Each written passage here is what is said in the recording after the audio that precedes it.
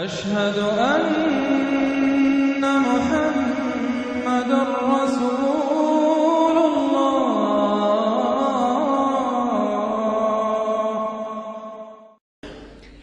یہ جو اب تیسری صورت آ رہی ہے اس چھوٹے گروپ کی، سب گروپ کی، سورۃ الحجر، اس کا سٹائل بالکل مختلف، مزاج منفرد، لیکن اس مجموعے کے اندر جو ہے اپنے اسلوب کے اعتبار سے یہ بالکل منفرد ہے۔ جیسے سورہ یونس سورہ ہود جوڑے کی شکل میں، سورہ یوسف منفرد، اگرچہ اس کا ایک جوڑا ہے اور وہ ہے دوسری جگہ پر سورہ طٰہٰ، وہ ہم جب پڑھیں گے تو وہاں اور بات واضح ہو جائے گی۔ دوسرا سب گروپ، اس میں یہ دو صورتیں تقریباً ایک مزاج کی، ایک ان کے درمیان جو ہے نسبت زوجیت سورہ رعد اور سورہ ابراہیم میں۔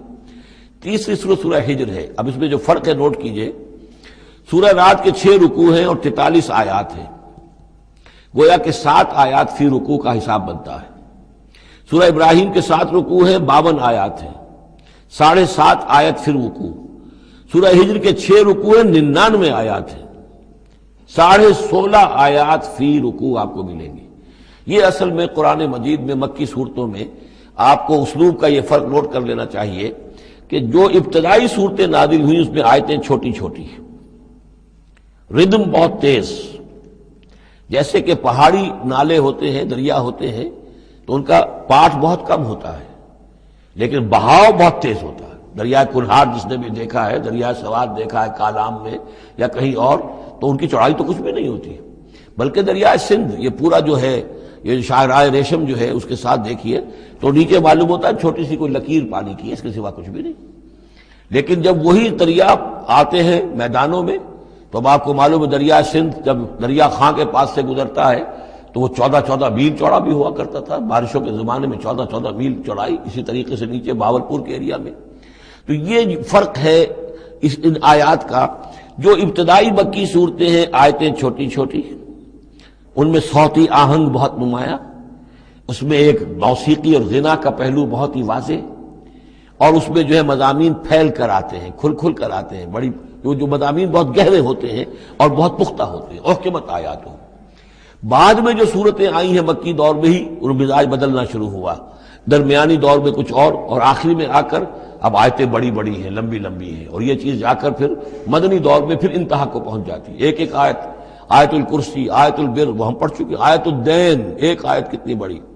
پھر وہاں ظاہر بات ہے کہ وہ ردم بھی اتنا نمایاں نہیں رہتا جتنا کہ آپ سورہ قاف میں دیکھتے ہیں، سورۃ النجم میں دیکھتے ہیں، سورہ رحمان میں دیکھتے ہیں، سورہ واقعہ میں دیکھتے ہیں، سورہ ملک میں دیکھتے ہیں۔ یہ جو صورتیں ہیں آخری جو 2 گروپس کی ہیں، انہی کی طرح کی ایک صورت یہ سورہ ہجر ہے۔ اصل میں زمانہ نزول کے اعتبار سے یہ ابتدائی 4 سالوں کی صورت ہے۔ اب یہ کہ مصحف میں یہاں کیوں رکھی گئی ہے، اب میں بہت ہی جرأت کر کے ایک بات کہہ رہا ہوں، اللہ عالم، میں یہ سمجھتا ہوں کہ یہ جو کہ ان صورتوں کا یہ سلسلہ بہت طویل ہو گیا اور اس میں ایک طرح کی مونوٹنی سی پیدا ہو رہی ہے، مضامین جو ہیں تقریباً ایک ہی طرح کے دوہرا کر آ رہے ہیں، وہی ایک ان کا مطالبہ، معجزہ دکھاؤ، حصی کو نشانی دکھاؤ، اس کا جواب۔ تو رد و قدح جو ہے یہ تمام صورتیں جو ہم نے پڑھ لی ہیں 5 صورتیں، ان کے اندر مزاج ایک ہی ہے۔ تو گویا کہ اس مونوٹنی کو اللہ تعالیٰ نے چاہا کہ ختم کر کے، اور ابتدائی دور کی ایک صورت جس کا مزاج مختلف ہے ان صورتوں سے، اس کو یہاں شامل کر دیا گیا۔ البتہ یہ ہے کہ سورہ شعراء جو ہے، میں نے آپ کو بتایا تھا کہ 227 آیتیں ہیں اس کی، کل 14 رکوع ہیں، تقریباً یہی اوسط بنے گا اس کا، 16-17 آیتیں ہر رکوع کے اندر۔ سورہ شعراء اس سے بہت مشابہ ہے اس سورہ ہجر کا مضمون۔ دوسری بات یہ نوٹ کر لیجئے کہ یہاں پر خاص طور پر وہ جو میں نے آپ سے عرض کیا تھا کہ جو پاروں کی تقسیم ہوئی ہے اس میں کوئی حکمت پیش نظر نہیں رکھی گئی، اور یہ دور صحابہ میں تھا بھی نہیں۔ اب دیکھیے کہ سورہ ہجر کی صرف ایک آیت ہے کہ جو 13ویں پارے میں شامل ہے، اور اس کے بعد پوری سورت جو ہے ربما یود الذین کفروا، یہ پوری جو ہے دوسرے پارے 14ویں پارے کے اندر ہے۔ یہی سورت ہم دیکھ آئے ہیں سورہ ہود کے اندر۔ سورہ ہود کی صرف چند آیتیں ہیں کہ جو 11ویں پارے میں تھیں، جی ہاں، اس کی 5 آیتیں جو ہیں یہ 11ویں پارے میں اور باقی پوری سورت 12ویں پارے میں۔ تو پاروں کی تقسیم جو ہے یہ اصل میں وہ بعد کے زمانے میں کی گئی ہے، اور اس میں ان چیزوں کو مد نظر نہیں رکھا گیا، جبکہ منزلیں پوری صورتیں، 3 صورتیں، 5 صورتیں، 7 صورتیں، جیسے کہ میں آپ کو بتا چکا ہوں۔ مکی اور مدنی صورتوں کے گروپ ہے، پوری صورتیں۔ یہ گروپ جو ہیں ان کے اندر بھی اور منزلوں کے اندر بھی. منزلوں کا تذکرہ چونکہ دور صحابہ میں بھی پایا جاتا ہے، لیکن یہ کہ یہاں پر ہم دیکھتے ہیں کہ پاروں کے معاملے میں یہ چیز موجود نہیں ہے. اب اگرچہ ہمارے پاس ابھی کچھ 10 منٹ باقی ہیں آج، لیکن یا تو یہ کہ اب اس کو ہم کل استعمال کریں، ہم یہ ٹیپ تو ضائع تو نہیں کریں گے، تو یا آپ کہتے ہیں تو میں کچھ آیتیں جو ہے وہ سورہ حجر کی پڑھ لیتا ہوں. چلیں. بسم اللہ الرحمن الرحیم. الف لام را، یہ اس سلسلے کی آخری آیت سورت ہے. اب الف لام را، 5 سورتیں الف لام را سے اور ایک سورت الف لام میم را. تلک آیات الکتاب و قرآن مبین، یہ اللہ کی آیات، اللہ کی کتاب کی آیات ہیں اور قرآن مبین کی آیات ہیں. ربما یود الذین کفروا لو کانوا مسلمین، ایک وقت آئے گا کہ وہ لوگ کہ جنہوں نے کفر کیا تھا حسرت کے ساتھ کہیں گے کاش کہ ہم اسلام لے آتے. وہ وقت آئے گا، ان کا کفر ان کے لیے حسرت بن جائے گا. ذرہم یاکلوا ویتمتعوا، اے نبی چھوڑیے ان کو، نظر انداز کر دیجئے، اپنی توجہ ان کی طرف سے ہٹا لیجئے. یہ کھا پی لیں، تمتع کر لیں، فائدہ اٹھا لیں، زمین کے اندر رہ کر جو کھانا پینا ہے، جو چرنا چگنا ہے کر لیں. وَيُلْهِهِمُ الْعَمَلُ، اور امیدیں ان کو غافل کیے رکھیں. یہ جو یلہہم العمل ہے، الہا یلہی الہاءً، غافل کر دینا. حدیث میں آتا ہے ما قل وکفا خیر مما کثر والہا، اگر کوئی شے کم ہے لیکن کفایت کر جائے، آپ کی ضرورت پوری ہو جائے، یہ اس سے کہیں بہتر ہے کہ زیادہ ہو اور وہ غافل کر دے. اگر زیادتی ہے، فراوانی ہے، رزق کی سر و سامان موجود ہے، ہر چیز، کوئی ضرورت کبھی اٹکتی نہیں، تو اللہ یاد نہیں آئے گا، اللہ سے غفلت ہو جائے گی. اس سے بہتر یہ ہے کہ ضرورت تو پوری ہو جائے، کسی کے سامنے دستے سوال دراز نہ کرنا پڑے، لیکن یہ کہ اس سے زیادہ نہ ہو کہ تاکہ غفلت نہ ہو. ما قل وکفا خیر مما کثر والہا، الہاکم التکاثر، وہ صورت مبارکہ ذہن میں رکھیے. وَيُلْهِهِمُ الْعَمَلُ، طول عمل کہلاتا ہے. یہ انسان لمبے لمبے نقشے بناتا چلا جاتا ہے، میں یوں کروں گا، پھر ایسے کروں گا، پھر اس طرح کروں گا، پھر اس سے یہ کہ وہ کارخانہ بنا لوں گا، پھر ایک اور کارخانہ بنا لوں گا، یا یہ کہ اپنے پروفیشن کے اندر یہ کام کروں گا، اس طرح آگے بڑھوں گا. اسی میں مگن رہتا ہے، زندگی ختم ہو جاتی ہے. فَسَوْفَ يَعْلَمُونَ، تو ان قریب انہیں معلوم ہو جائے گا اور انہیں حقیقت جو ہے ان پر منکشف ہو جائے گی. وَمَا أَهْلَكْنَا مِنْ قَرْيَةٍ إِلَّا وَلَهَا کِتَابٌ معلوم، اور ہم نے کسی بھی بستی کو ہلاک نہیں کیا مگر یہ کہ اس کا وقت معین تھا، لکھا ہوا، اس سے پہلے وہ عذاب نہیں آیا. مَا تَسْبِقُ مِنْ أُمَّةٍ أَجَلَهَا وَمَا يَسْتَأْخِرُونَ، اور جب وہ وقت آ جاتا تھا تو نہ کوئی امت وہ اس سے پہلے آگے بڑھ سکتی تھی اور نہ وہ پیچھے کر سکتے تھے. وہ وقت تو معین ہے اللہ کا، تو نہ وہ پیچھے کر سکتے ہیں نہ امت آگے بڑھ سکتی ہے. وَقَالُوا يَا أَيُّهَا الَّذِي نُزِّلَ عَلَيْهِ الذِّكْرُ إِنَّكَ لَمَجْنُونٌ، اور بڑی ڈھٹائی کے ساتھ انہوں نے کہا اے وہ شخص جس کا یہ گمان ہے کہ اس پر ذکر نازل ہوا ہے. یہ ترجمہ میں کر رہا ہوں، ورنہ لفظی ترجمہ کیا ہوگا؟ اے وہ شخص جس پر ذکر نازل کیا گیا ہے، انک لمجنون، ہمارے نزدیک تو تم مجنون ہو، تمہارا دماغ خراب ہو گیا ہے، تم پر جن کا اسیب کا سایہ آ گیا ہے، یا تمہارا دماغی توازن صحیح نہیں رہا. لہذا بامحاورہ ترجمہ ہوگا اے وہ شخص، قالوا یا ایھا الذی، اے وہ شخص جو یہ سمجھتا ہے، جس کو یہ زوم ہے، جس کا گمان ہے، نزل علیہ الذکر، کہ اس پر اللہ کی طرف سے الذکر نازل ہوا ہے، یاد دہانی نازل ہوئی ہے، انک لمجنون، ہمارے نزدیک تو تم دیوانے ہو گئے ہو. معاذ اللہ ثم معاذ اللہ. لو ما تاتینا بالملائکۃ ان کنت من الصادقین، کیوں نہیں لے آتے فرشتوں کی فوج ہمارے سامنے اگر تم سچے ہو. ما ننزل الملائکۃ الا بالحق، اور اللہ تعالیٰ کی طرف سے جواب آ رہا ہے ہم نہیں اتارا کرتے فرشتوں کو مگر حق کے ساتھ. فرشتے تو آتے تو عذاب لے کر آتے ہیں، فیصلہ لے کر آتے ہیں. فرشتے آئے تھے حضرت لوط کی قوم کے اوپر اور سدوم اور عمورہ کی بستیوں پر عذاب لانے کے لیے آ گئے تھے. تو یہ فرشتوں کو بلانا چاہتے ہیں، اپنی شامت بلانا چاہتے ہیں. ما ننزل الملائکۃ الا بالحق، وہ تو آتے ہیں تو آخری فیصلے کے لیے آتے ہیں. وما کانوا اذا منذرین، اور پھر انہیں کوئی اور پھر مہلت نہیں دی جاتی. انا نحن نزلنا الذکر وانا له لحافظون، یقیناً ہم ہی نے یہ ذکر نازل کیا ہے اور ہم ہی اس کے محافظ ہیں، ہم اس کی حفاظت کریں گے. یہ آیت مبارکہ بہت اہم ہے، جیسا کہ اس سے پہلے بھی عرض ہو چکا ہے کہ قرآن کی محفوظیت کے معاملے میں کہ اللہ تعالیٰ نے اس کی حفاظت کا ذمہ خود لیا ہے.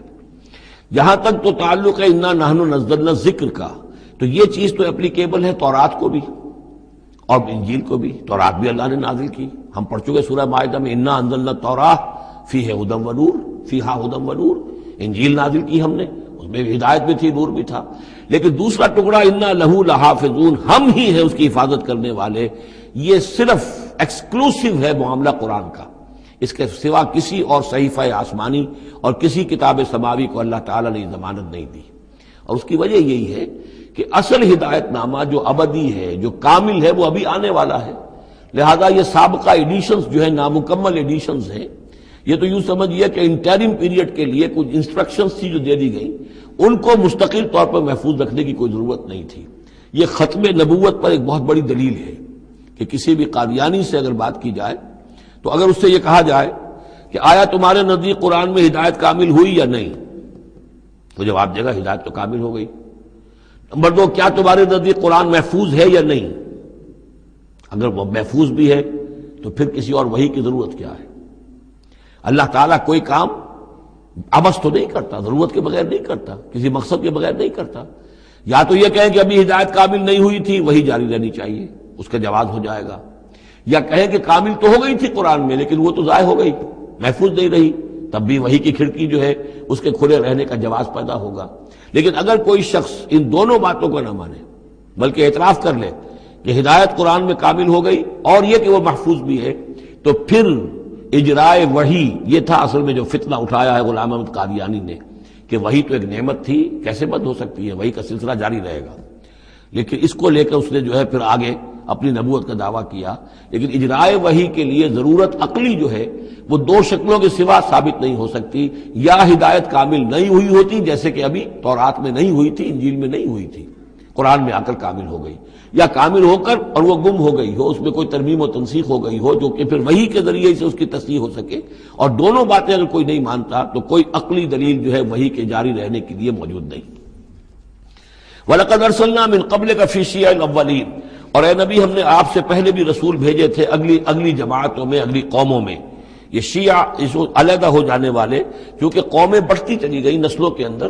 حضرت نوح علیہ السلام کی قوم تقسیم ہو گئی، ان کے 3 بیٹوں سے نسلیں بنتی چلی گئیں، تو یہ گویا کہ شائع ہونا، علیحدہ ہونا، پھیل جانا، پھیلتی چلی گئی. وما یاتیہم من رسول الا کانوا بہ یستہزئون، اور نہیں آیا ان کے پاس کوئی بھی رسول، جب بھی کبھی آیا مگر وہ استہزاء کرتے رہے، تمسخر کرتے رہے. کذالک نسلکہ فی قلوب المجرمین، اسی طریقے سے ہم اس کو چبھو دیتے تھے مجرموں کے دلوں کے اندر. مجرموں کے دلوں میں جا کر وہ چبھ جاتی تھی، وہ سمجھ لیتے تھے کہ حق ہے، لیکن چونکہ ان کے مفادات پر زد پڑتی تھی تو وہ استہزاء کرتے تھے. لا یؤمنون بہ، وہ ایمان نہیں لائیں گے اس پر. وقد خلت سنت الاولین، اور اے نبی یہ پہلوں کی بھی یہ سنت گزر چکی ہے. یہی طریقہ ہمیشہ رہا ہے، جیسے آج آپ آئے ہیں یا ذکر آپ پر نازل کیا گیا ہے، ایسے ہی ہم رسولوں کو بھیجتے رہے، کتابیں ان پر نازل ہوئیں، لیکن یہ کہ انہوں نے مان کر نہیں دیا.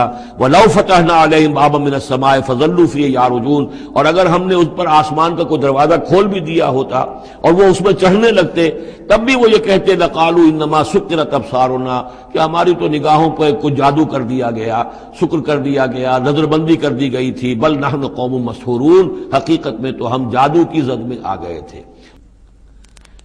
وَلَقَدْ جَعَلْنَا فِي السَّمَاءِ بُرُوجًا وَزَيَّنَّاهَا لِلنَّاظِرِينَ وَحَفِظْنَاهَا مِنْ كُلِّ شَيْطَانٍ رَجِيمٍ إِلَّا مَنِ اسْتَرَقَ السَّمْعَ فَأَتْبَعَهُ شِهَابٌ مُّبِينٌ. صدق اللہ العظیم. رب اشرح لي صدري ويسر لي امري واحلل عقدة من لساني يفقهوا قولي. اللهم ربنا الهمنا رشدنا واعذنا من شرور انفسنا. اللهم ارنا الحق حقا وارزقنا اتباعه وارنا الباطل باطلا وارزقنا اجتنابه. اللهم ربنا آنس وحشتنا في قبورنا وارحمنا بالقرآن العظيم. اللهم اجعله لنا إماما ونورا وهدى ورحمة. اللهم ذكرنا منه ما نسينا وعلمنا منه ما جهلنا وارزقنا تلاوته آناء الليل وآناء النهار واجعله لنا حجة يا رب العالمين آمين. سورہ ہجر کے پہلے رکوع میں، جس کا ترجمہ ہم کر چکے ہیں، دو مرتبہ قرآن حکیم کے لیے لفظ آیا ہے الذکر، اس کی طرف خصوصی توجہ کی ضرورت ہے۔ ایک تو یہ کہ خود اللہ تعالیٰ نے فرمایا انا نحن نزلنا الذکر وانا لہ لحافظون، ہم نے ہی یہ ذکر، یہ قرآن نازل کیا ہے اور ہم ہی اس کے محافظ ہیں۔ اور ایک مرتبہ آیا ہے کہ جو آپ کے مخالفین تھے اور جو استہزاء کر رہے تھے، انہوں نے مذاق اڑاتے ہوئے کہا یا ایھا الذی نزل علیہ الذکر انک لمجنون، اے وہ شخص کہ جس کا گمان ہے ذکر نازل ہوا ہے، ہم تو سمجھتے ہیں کہ تمہارا دماغی توازن ٹھیک نہیں رہا، یا یہ کہ تم پر کسی آسیب کا سایہ آ گیا ہے۔ یہ مجنون کی وضاحت بھی سمجھ لیجئے، مجنون جن سے بھی بنا ہے۔ جن کہتے ہیں عربی زبان میں مخفی شے کو، اس لیے جنین کہلاتا ہے وہ بچہ جو ابھی رحم مادر میں ہے، جو نظر نہیں آتا، چھپا ہوا ہے، معلوم تو ہے کہ بچہ ہے، پیٹ میں ہے، لیکن یہ کہ جنین ہے وہ ابھی وہ چھپا ہوا ہے۔ اسی سے لفظ جنت بنا ہے۔ جنت جو ہے زمین کا وہ ٹکڑا ہے جس پر خوب درخت ہوں، پودے ہوں، گھاس ہو، تو زمین چھپی ہوئی ہو، زمین ڈھکی ہوئی ہے، زمین جو ہے نمایاں نہیں ہے۔ جنت وہ ہے۔ جن علیہ اللیل کا آیا تھا کہ جب حضرت ابراہیم کا تذکرہ تھا، جب رات نے اس پر تاریکی کا پردہ طاری کر دیا تو گویا کہ ہر شے چھپ گئی۔ تو یہ جو جن کسی پر آ جانا، جس کو ہم کہتے ہیں اس پر کو آسیب کا سایہ ہو گیا، تو مجنون کے معنی یہ بھی تھے۔ اور مجنون اس کو بھی کہتے تھے کہ جس کا دماغی توازن ٹھیک نہ رہا ہو۔ اور یہ بات خاص طور پر نوٹ کرنے کی ہے کہ یہ بات اصل میں حضور کے بارے میں بالکل ابتدائی دور میں کہی گئی تھی، اور اس کے کہنے والوں میں وہ لوگ بھی تھے کہ جو معاندانہ انداز میں نہیں بلکہ ہمدردانہ انداز میں کہہ رہے تھے۔ یعنی بالکل شروع میں جب حضور نے دعویٰ کیا نبوت کا اور فرمایا کہ اس طرح میں تھا وہاں غار حرا میں، اور وہاں فرشتہ آیا ہے، جبرائیل آیا ہے، تو بہت سے لوگوں کو گمان ہوا کہ معلوم ہوتا ہے کہ کوئی بدروح، کوئی آسیب کا سایہ ہو گیا ہے انہیں۔ تو اس حوالے سے اس میں صرف مخالفت ابھی نہیں تھی، بلکہ اس میں ان کے لیے واقعتاً ایک بالکل چونکہ نئی بات تھی، لہٰذا یہ کہنے کا معاملہ جو ہے اس پہلو سے بھی تھا کہ اچھے بھلے آدمی تھے، ہم سوچتے تھے کہ واقعی یہ کئی دن جا کے مراقبے کرتے ہیں، اب یہ رہتے ہیں وہاں غار میں اکیلے تنہا دن رات، تو کہیں کچھ ہو نہ جائے تو معلوم ہوتا کچھ ہو گیا ہے، تو کوئی نہ کوئی جنون کا عارضہ ہو گیا ہے یا جن کا سایہ ہو گیا ہے۔ تو اس لفظ کو بھی سمجھ لیجئے، اور جو بتانا تھا وہ یہ ہے کہ سورہ نون جو کہ بالکل ابتدائی دور میں نازل ہوئی ہے، جس کا نام سورہ قلم بھی ہے، 29ویں پارے کی دوسری سورت، اس میں بھی یہی بات جو ہے کہی گئی ہے۔ اسی کے حوالے سے میں آپ کو بتا رہا ہوں کہ یہ سورہ مبارکہ جو ہے بالکل ابتدائی دور کی صورتوں میں سے ہے، اسی مشابہت کی وجہ سے۔ قرآن مجید کا ذکر ہونا اس معنی میں ہے، کئی مرتبہ واضح کر چکا ہوں کہ قرآن کا فلسفہ یہ ہے کہ جو ایمانی حقائق ہیں، خاص طور پر اللہ کی ذات کا علم اور اس کی صفات کا علم، وہ روح انسانی کے اندر موجود ہے، بس صرف اس پر ظہور کا پردہ طاری ہو گیا۔ جیسے آپ کو کوئی چیز پہلے معلوم تھی، اب یاد نہیں رہی، معلوم تھی لیکن اب بھول گیا۔ بھولنے کا مطلب کیا ہے کہ وہ آپ کی یادداشت کے ذخیرے میں کہیں نیچی اتر گئی ہے۔ وہ حافظ خانہ جو ہے، ہر انسان کی میموری جو ہے، اب اس کے نہ معلوم کتنے تہہ خانے ہیں، ان میں کسی نچلے تہہ خانے میں جا کر چھپ گئی ہے، وہ آپ کے شعور کی سطح پر نہیں ہے۔ تو کوئی چیز جس کا اس سے تعلق ہو، وہ اگر سامنے آئے گی تو فوراً وہ چیز یاد آ جائے گی۔ ایک دوست سے سال ہا سال ہو گئے ملاقات نہیں، کبھی خیال بھی نہیں آیا، بھول گئے آپ اس کو، لیکن اچانک کبھی اس نے کوئی رومال آپ کو دیا تھا، کوئی قلم دیا تھا، آپ نے ٹرنک میں رکھا ہوا تھا، ٹرنک کھولا، وہ قلم یا رومال دکھائی دیا، فوراً دوست یاد آ گیا۔ تو یہ قلم یا یہ رومال جو ہے یہ آیت ہے، یہ نشانی ہے، اس نشانی سے آپ کو ایک بھولی بسلی بات یاد آ گئی۔ اسی طرح یہ آیات آفاقیہ، آیات انفسیہ، آیات قرآنیہ، یہ آیات ہیں، نشانیاں ہیں یاد دلانے کے لیے، تاکہ اللہ یاد آ جائے۔ حقیقت میں اللہ تعالیٰ کا علم اور اللہ کی معرفت سوئی ہوئی ڈورمنٹ پوزیشن میں، ڈورمنٹ کنڈیشن میں ہماری روح میں موجود ہے۔ تو الذکر، دی ریممبرنس یا دی ریمائنڈنگ، یہ اصل میں وہ چیزیں کہ جو روح انسانی کے اندر موجود ہیں، لیکن جن پر ظہور کے اور نسیان کے پردے پڑ گئے ہیں، ان پردوں کو ہٹا کر تازہ کرنا۔ وَلَقَدْ جَعَلْنَا فِي السَّمَاءِ بُرُوجًا، اور ہم نے آسمان میں برج بنائے۔ یہ بھی ابھی ہم نہیں کہہ سکتے کہ ان کی اصل حقیقت کیا ہے، یہ بھی آیات متشابہات میں سے شمار ہوں گے۔ وَزَيَّنَّاهَا لِلنَّاظِرِينَ، اور ہم نے اسے مزین کر دیا ہے آسمان کو اور برجوں کو دیکھنے والوں کے لیے، جو بھی ستارے نظر آتے ہیں، کیا رنگا رنگ نقشہ آسمان پر نظر آتا ہے۔ وَحَفِظْنَاهَا مِن كُلِّ شَيْطَانٍ رَجِيمٍ۔ البتہ اب یہ وہ بات ہے جو ایمان بالغیب کے حوالے سے ہمیں ماننی ہوگی کہ ان ستاروں کا ایک کام یہ بھی ہے کہ اللہ تعالیٰ نے ان کو گویا کہ پہرے کی جگہیں بنایا ہے، ہم نے حفاظت کی ہے ان کی ہر شیطان رجیم سے، جو بھی شیطان مردود ہے اس کی طرف سے حفاظت کا یہ سارا سامان ہے کہ جو آسمانوں میں کیا گیا ہے۔ اب اس کے لیے آج میں چاہتا ہوں کہ وہ بات آپ سمجھ لیں اچھی طرح، کہ جیسے آپ آگے آ بھی جائے گا کہ انسانوں کی تخلیق جو ہے وہ تو یوں سمجھیے اس کائنات کے تخلیق کے اعتبار سے بڑی ریسنٹ شے ہے، بڑی ماضی قریب کی بات ہے۔ انسانوں سے بہت پہلے جنات پیدا کیے گئے تھے، جنات سے بہت پہلے ملائکہ پیدا کیے گئے تھے، اور انسانوں کی ارواح بھی اسی دور میں پیدا کی گئیں جبکہ یہ ملائکہ پیدا کیے گئے تھے۔ تو جتنی مخلوقات کو ہم جانتے ہیں، بہت سی مخلوقات اب بھی ایسی ہوگی کہ جس کا ہمیں کوئی شعور نہیں، ادراک نہیں، ہم جانتے ہی نہیں۔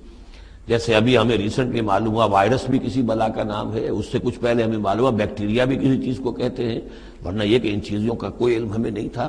ابھی پتہ نہیں اور کیا کیا چیزیں ہیں کہ جو ظہور میں آنے والی ہیں، لیکن جو چیزیں بھی آج تک ہم جانتے ہیں ان میں یوں سمجھیے کہ جن ہستیوں میں خود شعوری ہے، سیلف کانشسنس، وہ 3 مخلوقات ہیں صرف، ملائکہ، جنات اور انسان۔ باقی جو حیوانات ہیں زمین کے اوپر، چاہے وہ بر کے ہیں یا بحر کے ہیں یا ہوا کے ہیں، فضا کے ہیں، پرندے ہوں یا زمین پر چلنے والے خشکی کے جانور ہوں یا دریا میں اور سمندر کے اندر جو بھی حیوانات ہیں، مچھلیاں ہیں یا اور جاندار ہیں، ان سب میں شعور تو ہے، خود شعوری نہیں ہے۔ البتہ یہ کہ ترتیب یہی ہے کہ پہلے جنات پیدا کیے گئے اور وہ چونکہ آگ سے پیدا کیے گئے تھے، تو ان کے اندر پوٹینشل جو قوت ہے وہ ہم انسانوں کے مقابلے میں بہت زیادہ ہے، اور ان کی رسائی اس کائنات میں بہت دور تک ہے۔ بس میرا یہ گمان ہے، باقی چیزیں تو میں خاص وثوق سے کہہ رہا ہوں، لیکن میرا گمان یہ ہے کہ جو سولر سسٹم ہے، چونکہ ہماری اس پوری جو ہماری یہ فیملی ہے، یہ خاندان ہے، جو یہ سولر سسٹم ہے، سورج کا کنبہ کہلاتا ہے، تو اس کا جو منبع سرچشمہ ہے وہ سورج ہے، اور معلوم ہوتا ہے کہ اسی کی آگ سے اور اسی کی لپٹ سے اور جنات کی تخلیق ہوئی ہے۔ تو یہ جنات، سولر سسٹم پورا کا پورا جو ہے وہ جنات کے دائرے میں داخل ہے، وہ اس میں آ جا سکتے ہیں۔ اس کے لیے انہیں کسی راکٹ کی ضرورت نہیں، کسی مشین کی ضرورت نہیں، کسی ذرائع کی ضرورت نہیں، بلکہ اس کی استعداد ان کے اندر موجود ہے۔ یہ پھر اپنی اس استعداد سے فائدہ اٹھا کر اس سے آگے جب ملائکہ کے ذریعے سے کچھ احکام اترتے ہیں، آسمان سے اللہ تعالیٰ کی کوئی تدبیر ہے، ملائکہ کے حوالے کیے گئے ہیں، تو یہ پھر ان سے کچھ یہ چیزیں اچکنے کی کوشش کرتے ہیں تاکہ وہ جا کر انسانوں میں سے جو وہ عامل لوگ ہیں، کاہن لوگ ہیں، ان کو جا کے ان کو کچھ بتا دیں کہ اب یہ ہونے والا ہے۔ اس لیے کہ ملائے اعلیٰ میں فیصلہ ہو گیا، اللہ تعالیٰ کے ہاں ایک چیز کی تدبیر جو ہے وہ طے ہو گئی، اب اللہ تعالیٰ نے فرشتوں کے حوالے کیا ایگزیکیوشن کے لیے۔ ایسے ہی ہے جیسے کہ پریزیڈنٹ ہاؤس سے تو ایک حکم جو ہے وہ جاری ہو گیا، اب اس کا اجرا ہوا ہے، اب کوئی ٹائپ کرے گا، ٹائپ کر کے اسے ڈسپیچ کرے گا، وہ پھر کسی جگہ پر پہنچے گا، پہنچتے وقت لگے گا۔ اگر وہ جو ٹائپسٹ ہے جس نے ٹائپ کیا ہے وہ ٹیلی فون کرتے کہ صاحب اب یہ حکم آنے والا ہے، وہ تو آ جائے گا، تو ظاہر بات ہے وہ حکم تو پہنچ گیا اس کو، اور اس کے حوالے سے وہ جس شخص کو اس نے یہ خبر دے دی ہے وہ اپنی دکان چمکا سکتا ہے کہ دیکھیے مجھے پہلے سے معلوم تھا کہ یہ حکم آنے والا ہے۔ تو اس کائناتی حکومت کے اندر یہ سلسلہ ہے جس کے لیے کہ پھر اللہ تعالیٰ نے اس سولر سسٹم سے آگے کی جو بھی یونیورس ہے اس میں، یہ میرا گمان ہے جو میں عرض کر رہا ہوں اللہ عالم، اس میں جنات کو آگے بڑھنے سے روکنے کے لیے ان ستاروں کے اندر وہ میزائلز نصب کر رکھے ہیں کہ جب بھی کوئی جنات میں سے ادھر آگے ٹریس پاس کرنے کی کوشش کرتا ہے تو اس پر وہ میزائل پھینکا جاتا ہے، جس کو ہم شہاب ثاقب کہتے ہیں۔ یہ ہے پورا نظام کہ جو یہاں ہمارے سامنے آ رہا ہے۔ تو اس کی یہ حقیقت بہت حد تک تو یوں سمجھیے کہ ایمان بالغیب، کل من عند ربنا، ہمارے رب کے طرف سے ہے، ہم اس پر ایمان رکھتے ہیں، لیکن اب کسی نہ کسی حد تک یہ چیزیں جو ہے، جو بھی ہماری سائنٹیفک اب جو ارتقاء ہو رہا ہے، ترقی ہو رہی ہے، اس کے ساتھ کچھ نہ کسی درجے میں کورابوریشن ہو جاتی ہے۔ وَحَفِظْنَاهَا مِن كُلِّ شَيْطَانٍ رَجِيمٍ، اور ہم نے حفاظت کر لی ہے ان آسمانوں کی ان شیاطین سے کہ جو مردود ہیں، إِلَّا مَنِ اسْتَرَقَ السَّمْعَ، سوائے اس کے کہ جو کوئی چرا کے لے بھاگا، مطلب یہ کہ فرشتہ نازل ہو رہا ہے اور فرشتے کے ساتھ احکام بھی ہیں، چونکہ یہ وہ نوری ہے، یہ ناری ہے، نور اور نار کے درمیان فاصلہ بہت تھوڑا ہے، بہت قرب ہے، لہذا اس کی بدولت اسی وجہ سے یہ جن تھا جو تھا عزازیل، لیکن فرشتوں کے ساتھ اس کا اٹھنا بیٹھنا تھا، انہی میں شامل تھا، اسی لیے ان کی جو آپس میں جو ان کا قرب ہے اس کی وجہ سے فرشتوں سے کوئی اچک لیتے ہیں۔ الا من استرق السمع، اگر کسی نے کوئی چیز سن لی اور سن کر وہ بھاگا، فاتبعہ شہاب مبین، تو اس کے پیچھے اس کا پیچھا کرتا ہے ایک انگارہ چمکتا ہوا۔ یہ مثائلز ہیں کہ جو اللہ تعالیٰ نے نصب کیے ہوئے ہیں۔ والارض مددناہا، اور زمین کو ہم نے پھیلا دیا جیسے بستر پھیلایا جاتا ہے، والقینا فیہا رواسیا، اور اس میں ہم نے لنگر ڈال دیے۔ یہ پہاڑ جو ہے قرآن مجید بار بار کہتا ہے کہ زمین کا جو سٹیبلائزنگ ایفیکٹ ہے ان پہاڑوں کا زمین کی حرکت کے دوران۔ فَأَنبَتْنَا فِيهَا مِن كُلِّ شَيْءٍ مَوْزُونٍ، اور اس میں ہم نے اگا دی ہر شے جو کہ بہت ہی اندازے سے ہے، یعنی یہ کہ جو بھی کوئی ایک شے بھی اگر ایک حد سے آگے بڑھ جائے تو وہ باقی ساری چیزوں کو ختم کر دے گی۔ بعض ایسی مچھلیاں ہیں کہ اگر ان کی جو ریپروڈکٹیو صلاحیت ہے، جتنے ان کے انڈے ہوتے ہیں وہ سب انڈے جو ہے وہ مچھلیاں بن جائیں تو چند ہی سال کے اندر یہ زمین جو ہے اس سے کئی گنا حجم جو ہے وہ ایک مچھلی کی اولاد سے اور ایک مچھلی کی نسل سے وجود میں آ جائے گا۔ تو ایک کنٹرول کیا ہوا اللہ نے ہر شے کے اوپر، تمام چیزیں جو ہیں وہ ایک اندازے کے مطابق، ایک وزن کے ساتھ، ایک اندازے کے ساتھ اس دنیا میں چل رہی ہیں۔ من کل شیء موزون، ہر چیز جو ہے وہ ایک اندازے اور وزن کے مطابق ہے۔ وجعلنا لکم فیہا معاش، اور ہم نے اس میں تمہارے لیے طرح طرح کے معاش کے سلسلے پیدا کر دیے۔ ومن لستم لہ برازقین، اور ہم تو ان کو بھی روزی کا سامان دیتے ہیں جن کو تم رزق نہیں دیتے۔ ایک تو یہ ہے کہ تمہارے پاس گھوڑا بندھا ہوا ہے، تمہیں فکر رہتی ہے چارہ اس کو دینا ہے، کچھ نہ کچھ دانہ ڈالنا ہے، لیکن کتنی مخلوقات ہماری ہے کہ تم نہیں ہو اس کو رزق دینے والے، ہم رزق پہنچا رہے ہیں۔ وَإِن مِّن شَيْءٍ إِلَّا عِندَنَا خَزَائِنُهُ، اور نہیں ہے کوئی شے مگر یہ کہ ہمارے پاس تو اس کے خزائن ہیں، لا متناہی، ہماری ریسورسز جو ہیں وہ یہ کہ لمیٹڈ نہیں ہے، لیکن وما ننزلہ الا بقدر معلوم، ہم نہیں نازل کرتے اس میں سے مگر ایک اندازے کے مطابق کہ جو طے شدہ ہے۔ یعنی یہ کہ سٹور تو بہت بڑا ہے، لیکن یہ کہ سٹور سے جو ایشو ہوتا ہے اللہ تعالیٰ کے ہاں ہر چیز کا، تو اس کا ایشو ہونا جو ہے وہ اندازے کے مطابق ہے، ایک حساب کتاب کے ساتھ ہے، ورنہ جیسا کہ میں نے کہا کیوس ہو جائے۔ وارسلنا الرياح لواقح، اور ہم نے بھیج دی ہوائیں، ہم بھیج دیتے ہیں ہوائیں جو بوجھل ہوتی ہیں یا بوجھل کرنے والی ہوتی ہیں۔ لواقح کا مفہوم پہلے تو یہ سمجھا جاتا تھا کہ چونکہ وہ بادلوں کو لے کر آتی ہیں اس اعتبار سے، لیکن اب ادھر ایک اشارہ ہو رہا ہے جدید سائنس کے حوالے سے کہ پولن گرینز جو ہیں وہ بھی ہواؤں کے ذریعے سے آتے ہیں، اور وہ پھر آ کر پھولوں کو جب وہ وہاں فرٹیلائزیشن ہوتی ہے تو اس سے پھر وہ فصل بنتی ہے۔ تو ہوائیں جو ہیں وہ گویا کہ بار آور کرتی ہیں، اور اس طریقے سے یہ نباتاتی نظام چل رہا ہے۔ فَأَنزَلْنَا مِنَ السَّمَاءِ مَاءً، پھر ہم نے اتار دیا آسمان سے پانی، فَاسْقَيْنَاكُمُوهُ، پھر ہم نے وہ پانی تمہیں پلایا، تمہارے پینے کے لیے بندوبست کیا۔ وَمَا أَنْتُمْ لَهُ بِخَازِنِينَ، اور دیکھو تم اس کا سٹور نہیں کر سکتے، اس کا خزانہ نہیں بنا سکتے۔ کہاں کس طرح بناؤ گے خزانہ؟ واقعہ یہ ہے کہ یہ جو واٹر سائیکل ہے اس دنیا میں، یہ بھی اللہ تعالیٰ کے عظیم، یعنی سمجھئے کہ کرشموں میں سے اور اللہ کے معجزات میں سے بہت بڑا معجزہ ہے کہ یہ جو ہمارے پہاڑوں کے اوپر اتنے بڑے بڑے گلیشیئرز ہیں، یہ کیا ہے؟ یہ واٹر سٹوریج ہے، ٹینکس ہے۔ یہیں سے تو پانی ہے جو آ رہا ہے نیچے، وہ پگھل رہا ہے سب دھوپ سے، اور پھر وہ ندی نالوں سے ہو کے دریاؤں میں آیا، اور دریاؤں سے ہوتا ہوا زیر زمین سوتوں میں سے بھی گزر رہا ہے۔ وہ آپ نے کہیں پمپ سے نکال لیا، کہیں کنواں کھود لیا، پھر وہ پانی سارا کا سارا سمندروں کے اندر پہنچ گیا، ڈرین ہو گیا، پھر سمندر سے اب یہاں پر وہ ہو رہا ہے کہ دھوپ کی تمادت سے اب اس کی وہ بخارات بن رہے ہیں، اور وہ بخارات اوپر جا رہے ہیں، پھر وہ واپس جا رہا ہے، پھر وہ جو اوور ہیڈ ٹینکس ہیں وہ پھر جو ہے ریپلینش ہو رہے ہیں، وہ ساری جو کمی ہو گئی تھی پھر نئی برف پڑ گئی ہے، نیا سٹور۔ یہ جو نظام ہے اللہ کا، اور یہ واٹر سائیکل سے ہی زندگی قائم ہے۔ مبدأ حیات پانی ہے، مادہ تخلیق حیوانات کا، جو اس دنیا کے حیوانات ہیں ان کا مادہ تخلیق مٹی ہے، مادہ تخلیق جنات کا آگ ہے، مادہ تخلیق انسانی ارواح اور ملائکہ کا نور ہے، لیکن مبدأ حیات جو ہے، حیات انسانی جو ہے یہاں پر، یا حیات حیوانی جو زمین کی ہے، اس پلینٹ کے اوپر جو زندگی ہے، اس کا مبدأ پانی ہے، اس حیات کا۔ تو اب یہ پانی کا سائیکل ہے جو چل رہا ہے. وما انتم لہو بخازنین، تم اس پانی کا کتنا خزانہ کر سکتے ہو، کتنا سٹور کر سکتے ہو، کس طرح کا نظام چلا سکتے ہو، کتنے بڑے پیمانے پر یہ واٹر سائیکل جو ہے اللہ تعالیٰ نے اس دنیا کے اندر چلایا ہوا ہے. وَإِنَّا لَنَحْنُ نُحْيِي وَنُمِيتُ، اور یہ یقیناً ہم ہی ہیں جو باقی بھی رکھتے ہیں اور موت بھی وارد کرتے ہیں، زندہ بھی رکھتے ہیں اور موت بھی وارد کرتے ہیں. وَنَحْنُ الْوَارِثُونَ، اور پھر ہم ہی وارث ہوں گے. ہر شے ختم ہو جائے گی، کسی کی کوئی ملکیت نہیں رہے گی، ساری کی ساری چیزیں پھر ہماری ہی کائنات ہے، ہماری ہی ملکیت ہے. وَلَقَدْ عَلِمْنَا الْمُسْتَقْدِمِينَ مِنْكُمْ وَلَقَدْ عَلِمْنَا الْمُسْتَأْخِرِينَ، ہمارے علم میں سے ہے کون لوگ تم میں سے آگے بڑھیں گے. اب دیکھیے چونکہ ابتدائی زمانے کی صورت ہے یہ، اب کون لوگ ہوں گے جو آگے بڑھ کر قرآن کو سینے سے لگائیں گے، کون لوگ ہوں گے جو محمد کی دعوت پر لبیک کہیں گے.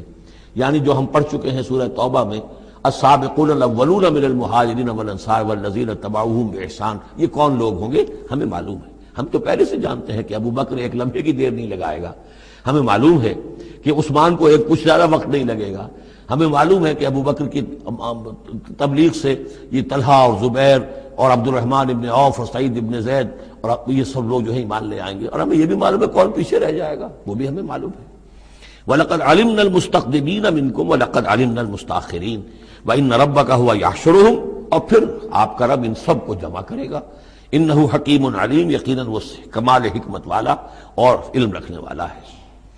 اب جو اگلا رکوع آ رہا ہے سورہ مبارکہ کا، یہ اس اعتبار سے بڑا اہم ہے کہ اس میں تخلیق انسانی کے ضمن میں ایک بڑی ثقیل اصطلاح استعمال ہوئی ہے، اور یہ ثقیل اصطلاح 3 مرتبہ آئی ہے. اب ظاہر بات ہے کہ قرآن مجید جو ہے اگر اس طرح کی کوئی شکل اختیار کرتا ہے تو کوئی نہ کوئی حکمت اور ضرورت اس کی پشت پر ہوتی ہے. وَلَقَدْ خَلَقْنَا الْإِنسَانَ مِنْ صَلْصَالٍ مِّنْ حَمَإٍ مَّسْنُونٍ، اور یقیناً ہم نے انسان کو بنایا ہے اس مٹی سے جو سنی ہوئی تھی گارے کی اور پھر سوکھ کر کھنکنے لگی. حَمَإٍ مَّسْنُون، سنا ہوا گارا جس میں سے بدبو بھی اٹھ رہی ہو. دیکھیے یہ جو انسان کے مادہ تخلیق کے ضمن میں قرآن میں الفاظ آئے ہیں اب ان کو گنتے جائیے. نمبر 1 تراب، مٹی سے بنایا انسان کو. مٹی میں پانی مل گیا، گارا بن گیا، تو اس کو کہتے ہیں تین، من تین. خلقتنی من نار وخلقتہ من تین، یہ سورہ اعراف میں ہم پڑھائے ہیں. ابلیس نے کہا تھا کہ مجھے تو نے بنایا آگ سے اور اس کو بنایا آدم کو گارے سے، اور اب چاہتا اور مجھے حکم دے رہا ہے کہ میں اس کے سامنے جھکوں، میں تو اس کے سامنے نہیں جھک سکتا. تین کے بعد آیا تین لازب، گارا پڑا رہے تو وہ جب اس کے اندر پھر کچھ چپچپاہٹ پیدا ہو جاتی ہے، اور یہ پرانے زمانے میں ہوتا تھا. اب تو میں سمجھتا ہوں کہ جدید نسل کو تو ان چیزوں کا علم ہی نہیں ہے. کچے گھر بنتے تھے تو انہیں لیپتے تھے، پوتتے تھے، گارا بناتے تھے، تغاری ہوتی تھی، پھر مٹی کے اندر تھوڑی سی توڑی ڈال دیتے تھے.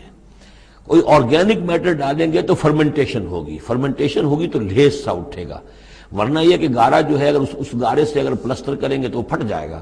لیکن جب وہ گارا ذرا سن جاتا ہے، اس میں لیس پیدا ہو جاتا ہے، تو پھر اب جب اس کے ساتھ لیپتے تھے دیواروں کو، میں نے تو اپنے بچپن میں یہ سب دیکھا ہے، ایسے گھروں میں ہم رہے بھی ہیں کہ جن میں یہی فرش بھی اسی طریقے سے لیپے ہوئے ہوتے تھے اور دیواریں بھی ہوتی تھی.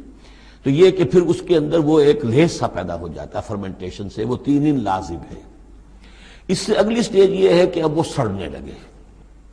یہ یعنی فرمنٹیشن اتنی پہنچ گئی کہ اس میں ہے حَمَإٍ مَّسْنُون، سنا ہوا گارا. پھر اگر کسی وجہ سے وہ خشک ہو جائے تو اب وہ کھنکنے لگتا ہے. جیسے کہ کبھی آپ نے دیکھا ہوگا ساحل کے قریب یا کسی دلدلی علاقے میں پپڑی اوپر آ جاتی ہے، جیسے زمین کے اوپر جو ہے پپڑی سی ہوتی ہے، اس پر آپ چلتے ہیں تو وہ کر کر ٹوٹتی ہے، کھنکنے والی مٹی بن جاتی ہے. وہ سنا ہوا گارا خشک ہو کر کھنکنے لگتا ہے. یہ سٹیجز ہیں ان مادہ تخلیق کی کہ جو آدم یا انسان کی تخلیق کے ضمن میں قرآن میں آئے. حالانکہ ایک لفظ بھی کفایت کر سکتا تھا، مٹی سے بنایا، تین سے بنایا، گارے سے بنایا، پھر تین لازم سے بنایا، پھر حَمَإٍ مَّسْنُون سے بنایا، من صلصال کالفخار سے بنایا، اور صلصال من حَمَإٍ مَّسْنُون، پھر صلصال کالفخار آخری سٹیج ہے. وہ ایسے بجنے لگا جیسے کہ اب یہ جو ہے وہ آئے گا سورہ رحمان میں.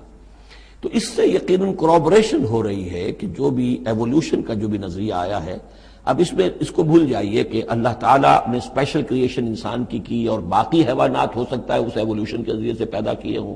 اس وقت بحث جو ہے کریشن آف مین کے بارے میں نہیں کر رہا ہوں، لیکن یہ کہ سائنس نے بھی ایک تو یہ بات بتائی کہ یہ ساری حیات حیواناتی جو بھی زمین پر ہے یہ مٹی سے بنی ہے. گویا کہ متفق گردید رائے بو علی بارائے من، قرآن اور سائنس متفق ہو گئے. پھر یہ کہ اس میں مٹی کے اندر گارے کی شکل بنی، پانی ملا، مبدأ حیات پانی ہے، قرآن بھی کہہ رہا ہے۔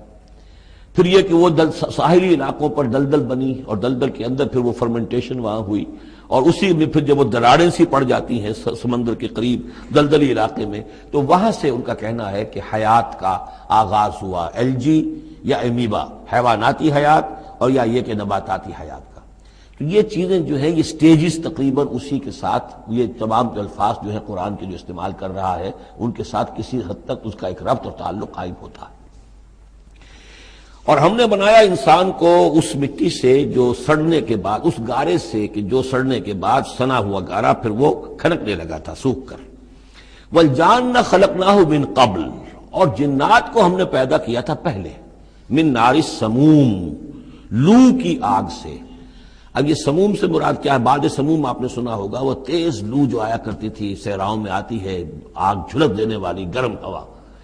تو اصل میں ایک ہوتا ہے جیسے کہ ہم نے فزکس میں پڑھا تھا، جن لوگوں نے تھوڑی بہت فزکس پڑھی ہوگی ایف ایس سی میں، کہ یہ جو شعلہ ہوتا ہے، فلیم کا ایک حصہ وہ ہوتا ہے جو نظر آتا ہے، لیومینس، وہ نظر آتا ہے، اس کے اندر حرارت کم ہوتی ہے، اور ایک انویزیبل جو ہوتا ہے اس کے گرد حالہ جو نظر نہیں آتا، اس میں ہوتی ہے تیزی شدید جو ہوتی ہے، سب سے زیادہ ٹیمپریچر جو ہوتا ہے وہ اس میں ہوتا ہے کہ جو اس کا حصہ نظر نہیں آتا۔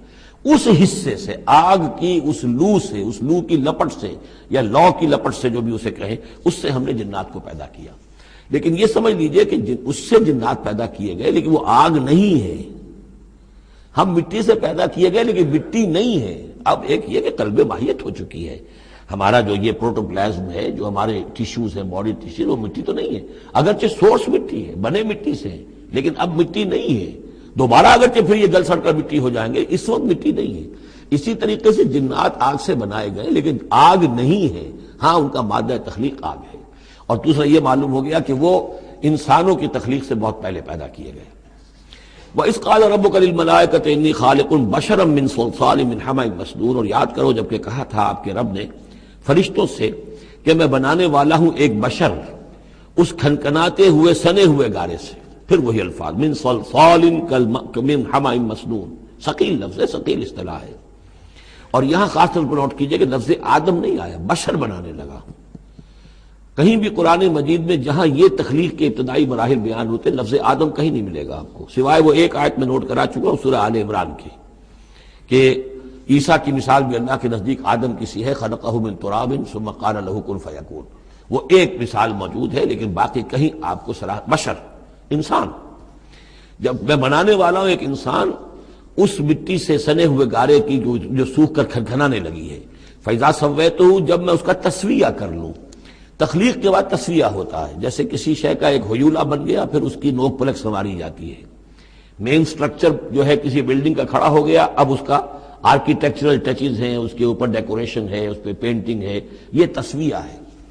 فَإِذَا سَوَّيْتُهُ، پھر جب میں اسے پوری طرح نک سک سے درست کر دوں، صحیح بنا دوں، پورا کر لوں، وَنَفَخْتُ فِيهِ مِن رُوحِي، اور پھونک دوں میں اس میں اپنی روح میں سے، کہ روحی ضمیر متکلم کا صیغہ ہے سیدھا سیدھا، فَقَعُوا لَهُ سَاجِدِينَ، تو گر پڑنا اس کے سامنے سجدے میں۔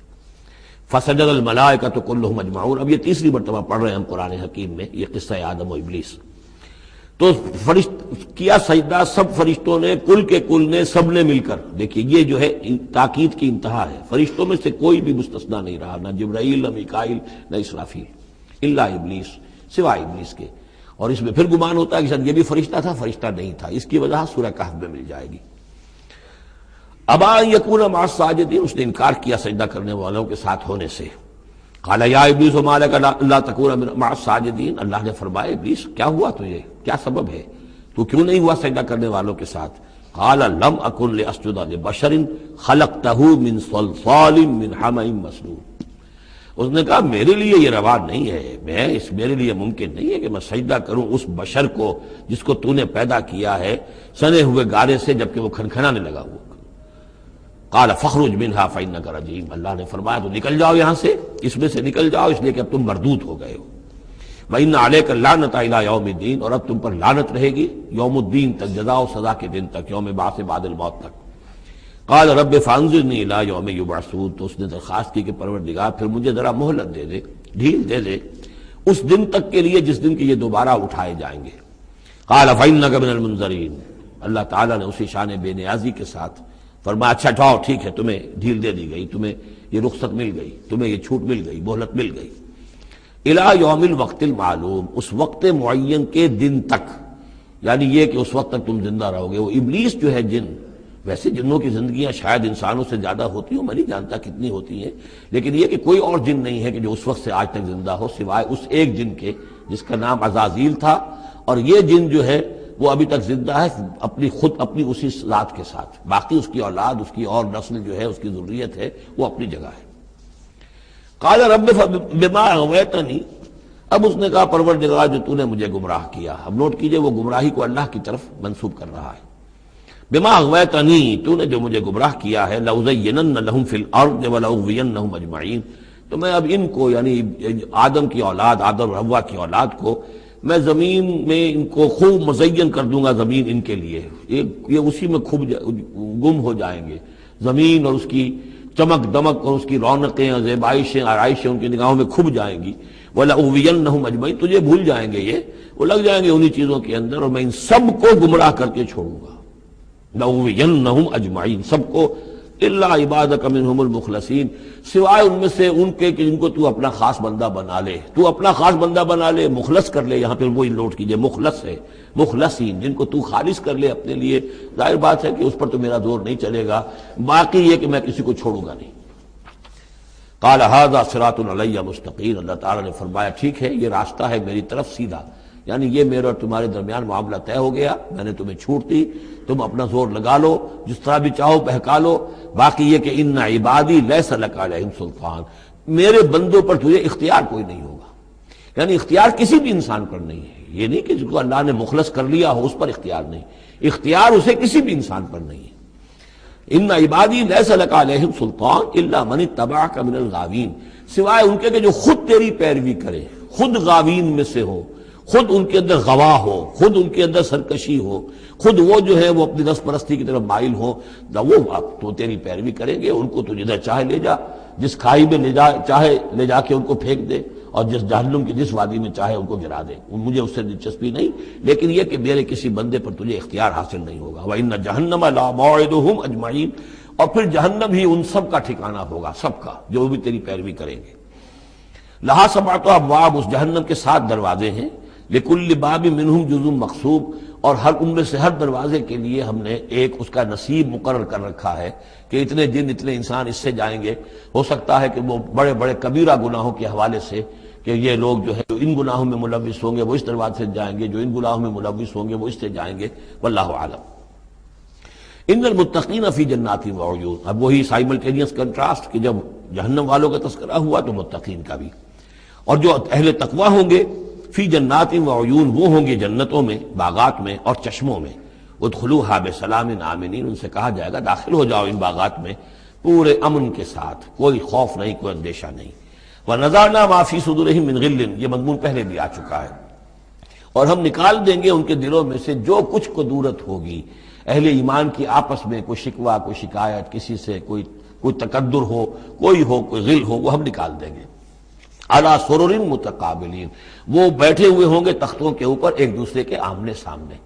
جب کسی سے ناراضگی ہو تو آدمی آنکھیں چار نہیں کرتا بلکہ نظر چرا جاتا ہے، لیکن جب کوئی ایسی بات نہیں، دل صاف ہے، تو آمنے سامنے بیٹھ کے باتیں کریں گے، سینگ آئی ٹو آئی۔ متقابلین لا یمسہم فیہا نصب، انہیں نہیں پہنچے گی اس میں نہ تو کوئی تکان، وما ہم منہا بمخرجین، نہ پھر وہ اب اس سے نکالے جائیں گے۔ جب اہل جنت میں داخل ہونے کے بعد کسی کا وہاں سے نکلنے کا امکان نہیں۔ نبئ عبادی، اے نبی میرے بندوں کو بتا دیجئے، انی انا الغفور الرحیم، کہ میں یقیناً غفور ہوں، رحیم ہوں۔ میری اصل شان تو یہ ہے، لیکن وان عذابی هو العذاب العلیم، میری ایک دوسری شان بھی ہے، اور وہ یہ ہے کہ میرا عذاب تو وہ بھی بہت دردناک عذاب ہے۔ لہذا کوئی آدمی جو ہے وہ نڈر نہ ہو جائے، نچنت نہ ہو جائے، وہ میری مغفرت کی امید بھی رکھے، میری رحمت سے آس بھی لگائے رکھے، لیکن یہ کہ میرے عذاب سے ڈرتا بھی رہے۔ بین الخوف والرجاء، یہ کیفیت رہنی چاہیے۔ وَنَبِّئْهُمْ عَنْ ضَيْفِ ابراہیم، اور ذرا ان کو بتا دیجئے حالات ابراہیم کے جو مہمان آئے تھے ان کے بارے میں، وہی جو پہلے ہم پڑھ چکے ہیں سورہ ہود میں۔ اذ دخلوا علیہ فقالوا سلاما، جب وہ داخل ہوئے حضرت ابراہیم کے ہاں مکان پہ آئے، انہوں نے کہا سلام، قال انا منکم وجلون، تو حضرت ابراہیم نے کہا کہ ہمیں تو تم سے کچھ خوف آ رہا ہے، آپ لوگ کون ہیں، ذرا اپنی آئیڈینٹی بتائیے۔ قالوا لا توجل انا نبشرک بغلام علیم، انہوں نے کہا کہ نہیں ڈریے نہیں، ہم تو آپ کو ایک بڑے صاحب علم بیٹے کی بشارت دینے آئے ہیں۔ قال بشرتمونی علی ان مسنی الکبر فبما تبشرون، تو حضرت ابراہیم نے فرمایا کہ یہ کیا بشارت آپ مجھے دے رہے ہیں، اس کے باوجود، علی یہاں علی الرغم کے معنی میں، اس کے باوجود کہ مجھ پر بڑھاپا طاری ہو چکا ہے، تو ذرا سوچ سمجھ کے بشارت دیجیے، کوئی غلطی تو نہیں لگی ہے آپ کو۔ قالوا بشرناک بالحق، انہوں نے کہا نہیں ہم نے بشارت آپ کو دی ہے حق کے ساتھ، قطعی اور حقیقی بات ہے، شدنی امر ہے، یہ ہو کر رہنے والا ہے۔ فلا تکن من القانتین، تو اے ابراہیم آپ تو پھر نا امید لوگوں میں سے تو نہ ہو جائیے، مایوس نہ ہو جائیے۔ قال ومن یقنط من رحمت ربہ الا الضالون، تو حضرت ابراہیم نے کہا کہ ہاں یہ بات تو آپ صحیح کہہ رہے ہیں، اللہ تعالیٰ کی رحمت سے مایوس تو صرف وہی ہو سکتے ہیں جو گمراہ ہوں۔ یہ اللہ کی قدرت، اللہ کی رحمت، عین بڑھاپے میں اللہ مجھے اولاد دے دے، 87 برس کی عمر میں بیٹا دے دے، جیسے اس نے حضرت یحییٰ کی والدہ کو، جو کہ بالکل بانجھ رہی ساری عمر، اور حضرت زکریا جو ہیں بہت بوڑھے ہو چکے تھے، اسی طریقے سے معاملہ یہاں بھی ہوا ہے۔ قال فما خطبکم ایھا المرسلون، اب انہوں نے پوچھا کہ اے فرشتادو، اے جو بھیجے گئے ہو، ایلچیو، تمہارا کیا معاملہ ہے، یعنی کس قدر جا رہے ہو، کیا قصد ہے، کیا ارادہ ہے۔ قالوا انا ارسلنا الی قوم مجرمین، انہوں نے کہا کہ ہمیں بھیجا گیا ہے ایک مجرم قوم کی طرف، الا آل لوط، سوائے آل لوط، لوط کے گھر والوں کو، اس کے گھر والوں کو تو ہم بچا لیں گے، انا لمنجوہم اجمعین، ان سب کو ہم بچا لیں گے، نجات دیں گے، الا امرأتہ، اس میں بھی ایک استثناء ہے، سوائے اس کی بیوی کے، قدرنا انہا لمن الغابرین، ہم نے یہ اندازہ کر لیا ہے، یہ اندازہ ہے کہ وہ جو ہے پیچھے رہنے والوں میں سے ہوگی۔ قالوا بل جئناک بما فلما جاء آل لوط المرسلون، تو جب یہ لوط کے گھر پہنچے یہ فرشتادے بھیجے ہوئے اللہ کی طرف سے ایلچی جو آئے تھے، قال انکم قوم منکرون، وہی بات حضرت لوط نے فرمائی کہ آپ لوگ کچھ اجنبی سے لوگ ہیں، میں آپ کو جانتا نہیں، آپ کون لوگ ہیں، کہاں سے تشریف لائے ہیں۔ قالوا بل جئناک بما كانوا فيه يمترون، انہوں نے کہا نہیں بلکہ ہم تو وہ شے لے کر آئے ہیں آپ کے پاس جس کے بارے میں یہاں کے رہنے والوں کو شک تھا۔ آپ جب کہتے تھے کہ اگر تم باز نہیں آؤ گے، ان خبیث فعل کو نہیں ترک کرو گے، شرک سے باز نہیں آؤ گے تو تم پر اللہ کا عذاب آئے گا، یہ اس میں شک کرتے تھے، مذاق اڑاتے تھے، اب وہ شے ہم لے کر آئے ہیں۔ وَأَتَيْنَاكَ بِالْحَقِّ وَإِنَّا لَصَادِقُونَ، اب ہم اللہ تعالیٰ کے آخری فیصلے کے ساتھ، قطعی اور شدنی فیصلے کے ساتھ آئے ہیں، اور ہم سچے ہیں، جو بات ہم کہہ رہے ہیں وہ درست ہے۔ فَأَسْرِ بِأَهْلِكَ بِقِطْعٍ مِّنَ اللَّيْلِ، تو آپ اپنے گھر والوں کو لے کر نکل جائیے رات کے ایک حصے میں، کہ ابھی رات باقی ہو، صبح ہونے سے پہلے پہلے نکل جائیے، وَاتَّبِعْ أَدْبَارَهُمْ، اور آپ بھی ان کے پیچھے پیچھے جائیے، وَلَا يَلْتَفِتْ مِنْكُمْ أَحَدٌ، اور کوئی آپ میں سے پیچھے مڑ کر اب دیکھے نہیں، یعنی کوئی دوستی، کوئی یاد آ رہی ہو، کوئی تعلقات اب جو ہے وہ ستا رہے ہوں دل کو۔ وَامْضُوا حَيْثَ تُؤْمَرُونَ، اور اب چلے جائیے وہاں جہاں آپ کو حکم ہوا ہے۔ وَقَضَيْنَا إِلَيْهِ، اور یہ بات ہم نے اس کو بتا دی، یہ فیصلہ ہم نے کنوے کر دیا اسے، ذالک الامر، یہ فیصلہ، ان دابر ہؤلاء مقطوع مصبحین، کہ ان لوگوں کی جڑ صبح ہوتے ہی کاٹ دی جائے گی، یعنی یہ کہ اس پوری قوم کو تہس نہس کر دیا جائے گا، دونوں شہر جو ہیں نسیہ منسیہ کر دیے جائیں گے، یہاں کوئی ایک متنفس بھی نہیں بچے گا۔ وجاء اہل المدینہ یستبشرون، اور اب آئے لوگ وہ دوڑے ہوئے بدماش لوگ جو ہیں وہ خوشیاں مناتے ہوئے آئے کہ بڑے خوبصورت لڑکے جو ہیں آج مہمان ہو کر آئے ہیں لوط کے ہاں، تو ہمارے لیے بڑا اچھا موقع ہے۔ قال ان هؤلاء ضیفی فلا تفضحون، حضرت لوط نے ان سے کہا یہ دیکھو میرے مہمان ہیں، مجھے رسوا نہ کرو، واتقوا اللہ ولا تحزون، اللہ کا تقوی اختیار کرو اور میری بے آبروئی مت کرو۔ قالوا اولم ننهک عن العالمین، انہوں نے کہا کہ دیکھو لوط، ہم نے تمہیں تمام جہانوں والوں سے روکا ہوا نہیں ہے کہ تم ٹھیکہ مت لو کسی کا، ہم جس کے ساتھ جو چاہیں کریں، تم کون ہوتے بیچ میں آنے والے، تم کو ٹھیکیدار بن گئے ہو پوری دنیا کے۔ اولم ننہک، کہ ہم نے منع کیا تمہیں، نہیں کیا تمہیں کہ تمام جہان والوں کی حمایت میں نہ کھڑے ہو جایا کرو۔ قال ہؤلاء بناتی ان کنتم فاعلین، ان کا یہ میری بیٹیاں حاضر ہیں، اگر تمہیں کچھ کرنا ہی ہے تو یہ کہ ظاہر اللہ تعالیٰ نے تمہارے لیے جو جوڑے بنائے ہیں تو وہ تو عورتیں ہیں، تو وہ ہے، میں عرض کر چکا ہوں، اس سے مراد یہ بھی لی گئی ہے کہ میری قوم کی جو یہ بیٹیاں ہیں تمہارے گھروں میں پڑی ہیں، جن کو تم نے چھوڑا ہوا ہے، اصل میں تو تمہارے لیے اللہ تعالیٰ نے وہ فطری راستہ بنایا تھا، یا یہ کہ انہوں نے اتمام حجت کے لیے، جس کو کہتے ہیں پنجابی میں برے کو گھر پہنچانا، یا آخری بات بھی کہی ہو کہ میں ایسا ہی اگر کوئی معاملہ ہے تو کوئی دو بڑے سردار جو ہیں انہیں کہا ہو کہ میں اپنی بیٹیوں کا نکاح تم سے کیے دیتا ہوں، تمہیں اگر کوئی اس طرح کی کوئی حاجت ہے، لعمرک انہم لفی سکرتہم یعمہون، تو انہوں نے کہا، یہ اللہ تعالیٰ کی طرف سے ہے، قسم ہے تیری جان کی، وہ لوگ تو اپنے اس نشے کی حالت میں بدمست تھے اور بالکل اندھے ہو گئے تھے. عین میم ہے والا ہے، یہ دل کے اندھے ہو چکے تھے. فاخذتہم الصیحۃ مشرقین، تو پھر انہیں آ پکڑا ایک چنگھاڑ نے اجالا ہونے کے وقت. مشرق، یہ مشرق نہیں ہے، مشرق ہے. مشرق ہے اجالے کی جگہ، صبح جہاں سے نکلتی ہے وہ مشرق ہے. شرق کے معنی جو ہے اصل میں وہ روشنی ہے، تو اسی سے یہ مشرقین، صبح ہونے کا وقت، سورج نکلتے وقت جب اجالے کا وقت ہوا تو ان کو ایک چنگھاڑ نے آ پکڑا. فجعلنا عالیہا سافلہا، تو ہم نے اس کے اوپر والے حصے کو نچلا بنا دیا، یعنی تل پٹ کر دیا. وہ گری، پوری بستی جو ہے وہ اٹھا کر پٹک دی گئی کہ چھتیں نیچے اور اس کی جو بنیادیں تھیں وہ اوپر. وَأَمْطَرْنَا عَلَيْهِمْ حِجَارَةً مِّن سِجِّيلٍ، اور پھر ہم نے ان پر بارش برسائی، سجیل، مٹی کے کنکروں کی بارش. ان فی ذلک لآیات للمتوسمین، یقیناً اس میں نشانیاں ہیں ان لوگوں کے لیے جو حق کے متلاشی ہوتے ہیں. یہ جو اسم کا لفظ ہے الف سین میم، اور الف جو ہے اس میں در حقیقت جو اصل اس کا حروف اصلیہ میں سے نہیں ہے، سین میم ہے اصل. یہ ہوتے علامت، اسم کے معنی بھی علامت ہے. یہ میرا نام ہے، یہ آپ کا نام ہے، یہ علامت ہے کہ جس سے میرے نام سے آپ پہچانتے ہیں.